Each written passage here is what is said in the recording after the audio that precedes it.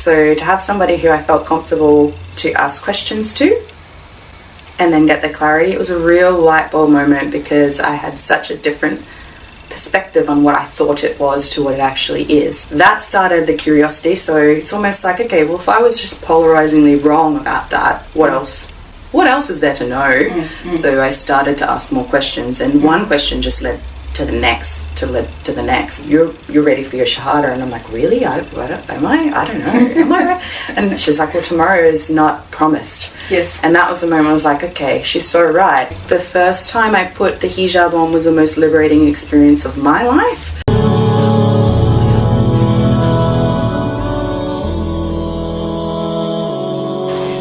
Assalamu alaikum wa rahmatullahi wa barakatuh. My name is Yusra, and this morning I'm going to have a chat with Sister Zahrah about her journey to Islam. Jazakallah Zahrah for taking the time out to have a chat with me today. I know you have a lot going on at the moment. I did read your ABC article about your journey to Islam. It's a very interesting one because you were playing an online game and you linked up with a few friends, and one of those friends was a Muslim sister in Singapore. So tell me a little bit about that friendship.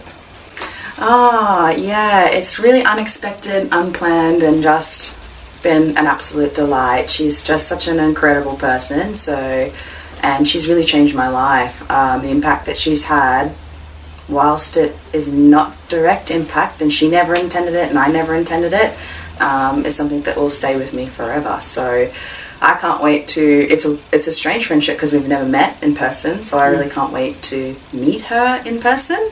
But yeah, I'm really privileged to have met her and really honoured, so yeah. So what was it about Islam that made you want to learn more?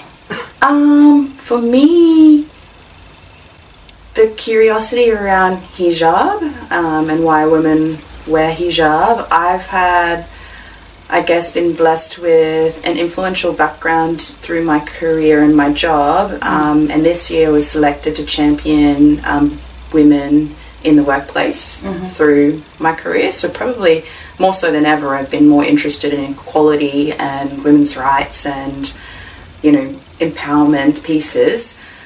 So it was really interesting. So I think because I'd had such a negative experience in the past around hijab, and also being exposed, with preconditioned to be exposed to all the negative aspects of Islam, particularly with the hijab as well. And there's a lot of talk at the moment around wearing the hijab. So I really had no idea. So to have somebody who I felt comfortable to ask questions to and then get the clarity, it was a real light bulb moment because I had such a different perspective on what I thought it was to what it actually is. So that started the curiosity, so it's almost like, okay, well, if I was just polarizingly wrong about that, what else is there to know? So I started to ask more questions, and one question just led to the next, to the next. And I think because I'm a curious person, it naturally, I just had more questions.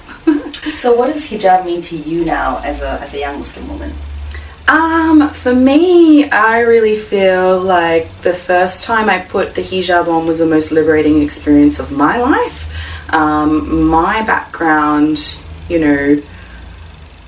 my background with the way I look and being objectified, I certainly, have had a different opinion. So putting on a hijab and being covered has been really a beautiful experience for me. So so it's been quite empowering. I think the ability that we're all equal, that you're looked at for who you are as a person, not your physical appearance, is really powerful.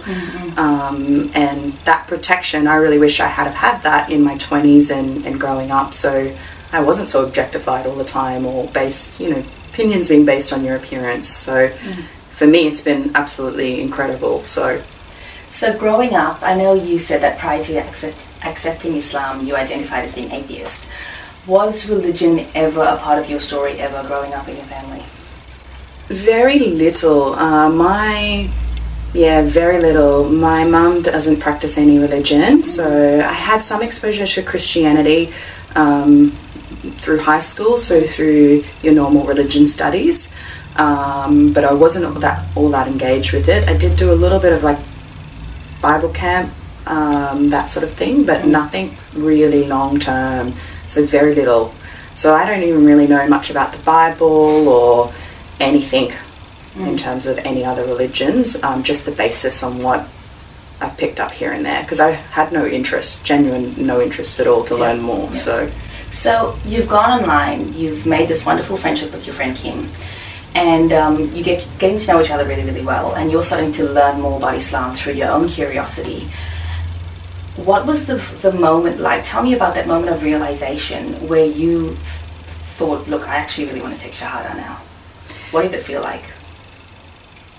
It's strange because the story, so a little bit of background, because I've been made all these friends on this online game, and I started the process of wearing the hijab, and I started just wearing a turban as I was learning about Islam. So my friends here in Brisbane have come along on the journey with me.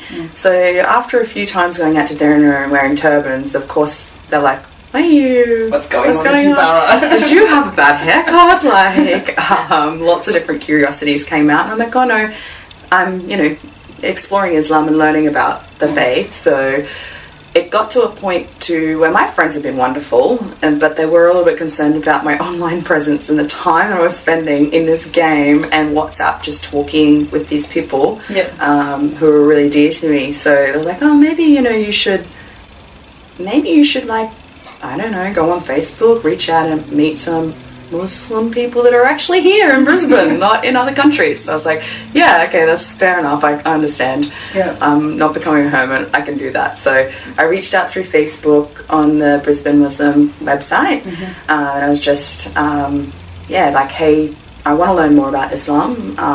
It'd be great to talk to some people and find out a bit more information about the faith. And one person actually popped up with the Islam Basics class that Sister Aman runs.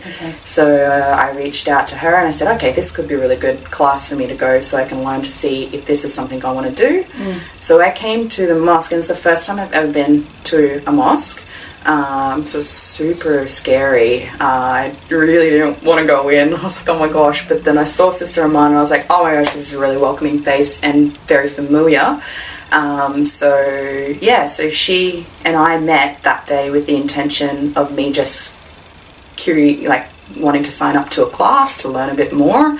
And I shared my story, and she was like, okay, so you need two real things to have your Shahadah, and both of those things you meet, so you're ready for your Shahadah. And I'm like, really? Am I? I don't know. Am I right? And she's like, well, tomorrow is not promised. Yes. And that was the moment I was like, okay, she's so right. Like, I could leave the mosque, I could drive home, something could happen to me. So tomorrow isn't promised. So, and I do believe in Allah and Muhammad as the final messenger. So I was like, okay, well, those two things are there, so I will do that. So it was completely unplanned and not my intention coming to mosque to do that. So, but it always felt right. So it was just a really amazing experience. Wow.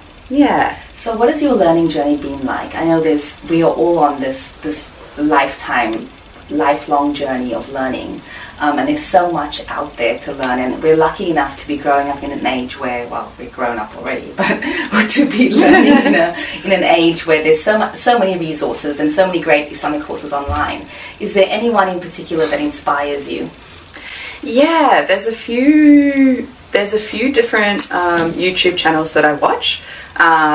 It's really interesting because when I think about okay, who is a figure that inspires me, I watch a lot of Mufti Mank and Numan Ali Khan, so those are the two main pieces, but there's also another YouTuber, Yasmin Mogahed. Yes, Mogahed, she's lovely. Yes, apologies, I'm like, I don't think I'm going to be able to say her name right, but she's someone Kim has actually suggested to me to read her book, Reclaiming Your Heart, so, and I've watched a few of her clips and that makes sense. But if I think of one person that really inspires me the most, it's actually Kim, because I think that she had no intentions now knowing back, she just guided me in a way that only that would have worked. So her dawah, in terms of being really direct, was all on my terms and it was all about me. So if I think, okay, if I want to spread knowledge, I'd really like to share that, and I'd really like to be that person for other people, but on their terms. So it's not about, okay, I need to go and talk to you and be really intentional about the purpose on why I'm talking to you about Islam, but more so just answering any misconceptions and then leaving it up to people to follow their own journey. I think that was really something Kim did exceptionally well. Whether she intended to or not, I have no idea. I don't think she did. But our paths just crossed, and for whatever reason, she was the right person to guide me down that path. So what a beautiful friendship. Yeah, really, really. What a beautiful friendship. Beautiful. So how has becoming Muslim changed your mindset or your priorities? Yeah, it's been really significantly different. So I think, one from going to have no faith whatsoever and the belief that you have to be the one to empower yourself and, you're the one that making all the decisions in your life, to then having the faith that, somebody is there with you and looking after you, and you're on his path.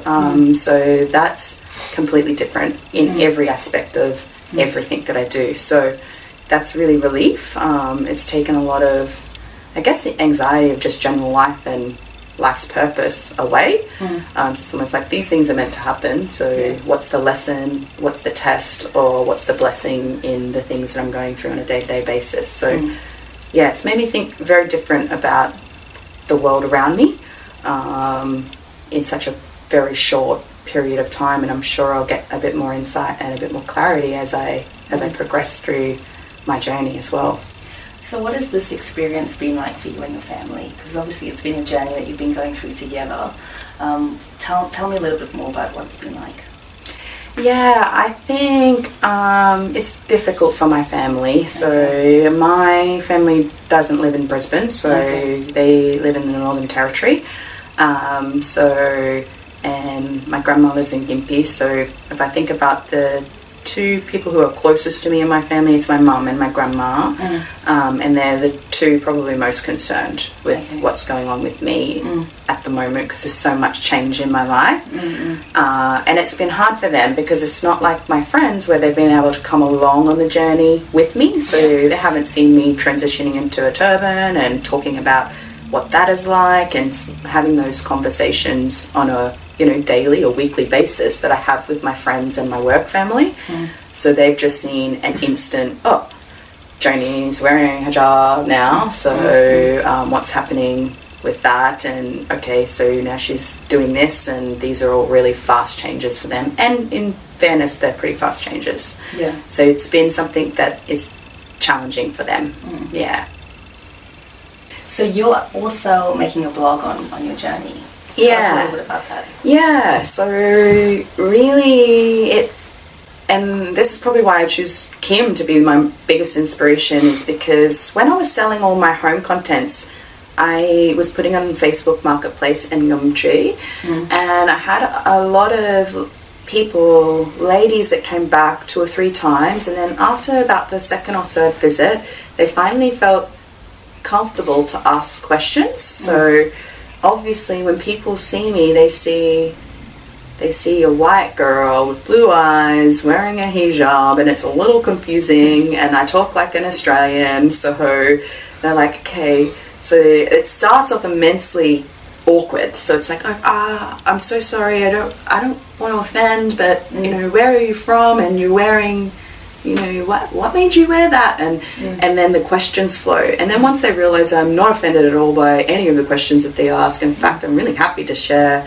some of my experience with them, really good questions come up. So questions like women in Islam, what's Islam's stance on divorce, just goes down a real wonderful path. And sometimes I know the answer and sometimes I don't, and I'm like, I have to get back to you on that, because actually I don't know myself. And it sparks more curiosities for me. So when I choose Kim to be someone who I really look up to, I hope that I can be a person that answers questions for people unintentionally, because I've already kind of been in that experience where people are really kind of curious about, well, what made you do that? So, and then I tell them, you know, well, this is what made me do that, and the next step is an arranged marriage, and you could just see like that, what? And then it's like, okay, so what if you get there and you don't like him, you've never met this person? And I'm like, well, it's not a forced marriage, it's an arranged marriage, so we don't have to marry each other if we meet and don't like each other. And they're like, oh.